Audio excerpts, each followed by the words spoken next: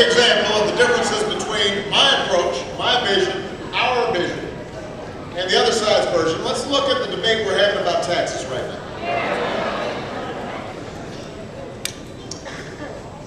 I have cut taxes for middle-class families by an average of $3,900 since I've been in office.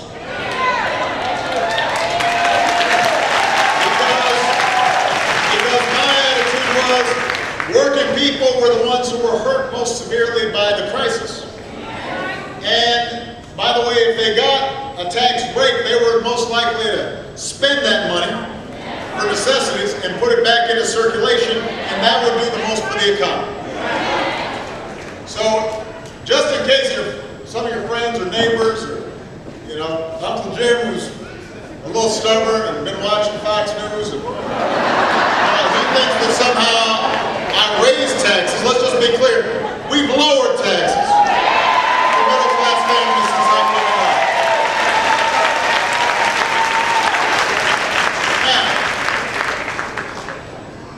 What I've said is that the way the law's set up right now, if we do nothing, on January 1st, everybody's taxes go up.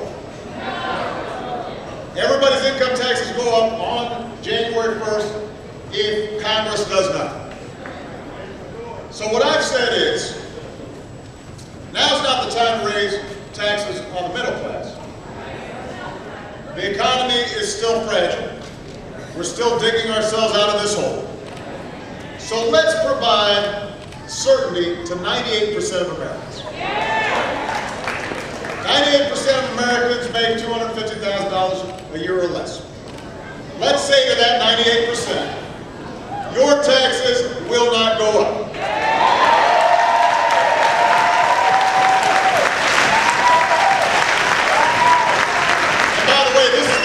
$250,000 of income, which means that even millionaires would get a little tax break because for the first $250,000, their taxes would go up.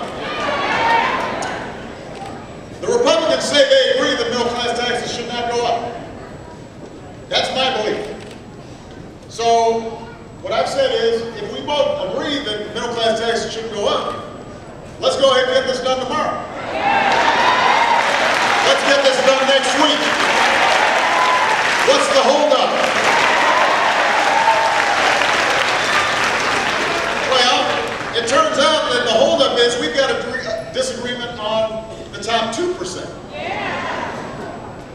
The top 2%, folks like me, we don't need a tax break.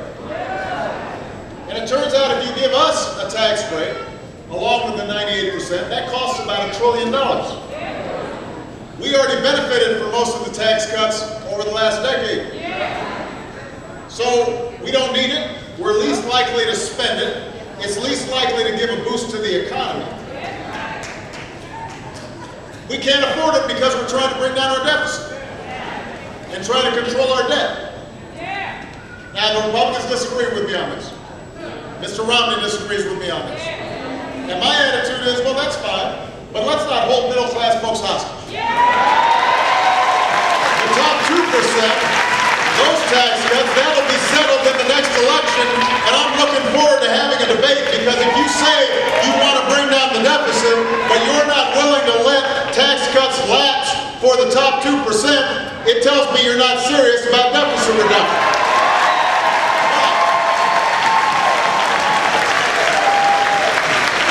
But we can have that debate.